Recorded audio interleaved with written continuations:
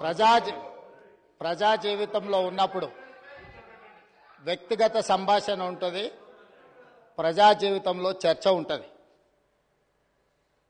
సబితక్క ఈరోజు నేను నిన్ను కాంగ్రెస్ పార్టీలకు రమ్మన్నా పెద్ద లీడర్ అవుతావు అని చెప్పినా, పార్టీకి నీకు భవిష్యత్తు ఉంటుందని చెప్పినా అని చెప్పింది. అది వాస్తవం. కానీ ఇంకొక విషయం, ఇది మా ఇద్దరి మధ్యలో వ్యక్తిగతంగా జరిగింది.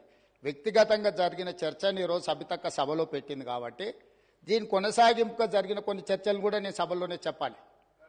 2000 వారి మాట విశ్వసించి సొంత అక్కగానే భావించి కుటుంబ సంబంధాల నేపథ్యంలో ఇతర రాజకీయ పరిణామాల నేపథ్యంలో నేను కాంగ్రెస్ పార్టీలో ఆనాడు తెలుగుదేశం పార్టీ సార్ సభను ఆర్డర్లో పెట్టండి సార్, వాళ్ళు కూర్చోబెట్టండి సార్, వాళ్ళు మాట్లాడేటప్పుడు వాళ్ళు లేస్తారు. 2018 శాసనసభ ఎన్నికల్లో కూర్చోండి రాజశేఖర రెడ్డి గారు, నేను కొడంగల్ శాసనసభలో ఓడిపోయిన తర్వాత 2019 పార్లమెంట్ ఎన్నికలు వచ్చినప్పుడు కాంగ్రెస్ పార్టీ నన్ను పార్లమెంటుకు పోటీ చేయమని అన్నప్పుడు ఇదే సబితక్క ఇంటికి వెళ్ళి ఇదే సబితక్క నన్ను పిలిచి నువ్వు మల్కాజ్గిరి పార్లమెంట్ లో పోటీ చేయి, ఎన్నికల్లో నీకు అండగా నిలబడతా అని నాకు మాట ఇచ్చి పార్టీ నన్ను ఎంపీగా డిక్లేర్ చేసిన మరుక్షణం టీఆర్ఎస్ తో మాట్లాడుకొని పోయి టీఆర్ఎస్ లో చేరింది అధ్యక్ష.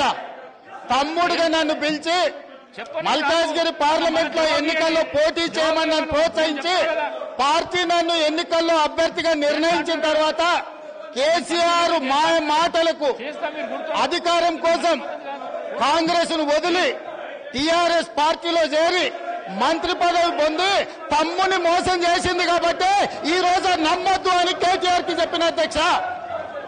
ఇది నిజమా కాదా సబితక్కను గుండె మీద చేసుకొని చెప్పమని నన్ను మల్కాజ్గిరిలో పోటీ చేయి కాంగ్రెస్ నుంచి, నీ ఎన్నికల్లో నేను గెలిపించే బాధ్యత తీసుకుంటా నాకు చెప్పి నేను ఎన్నికల్లో నిలబడడం డిక్లేర్ అయిన తర్వాత కాంగ్రెస్ ను వదిలేసి టీఆర్ఎస్ లో చేరి మంత్రి పదవి పొంది ఈ రోజు వచ్చి మాకు నీతులు చెప్తే మేమేమన్నా అమాయకులమా అధ్యక్ష?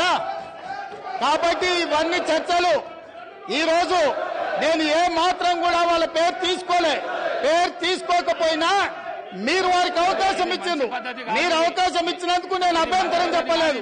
ఇంకేమైనా చర్చ ఉంటే ఇప్పుడు కొత్త గవర్నర్ గారు వస్తున్నారు, ఎయిర్పోర్ట్ కి వెళ్తున్న గవర్నర్ గారిని రిసీవ్ చేసుకోవడానికి మళ్ళీ వెనక్కి వచ్చి అన్ని వివరాలు నేను అన్నిటికీ సమాధానం చెప్తా.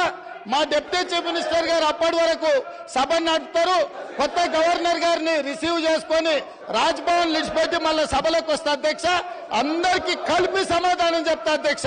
ధన్యవాదాలు అధ్యక్ష.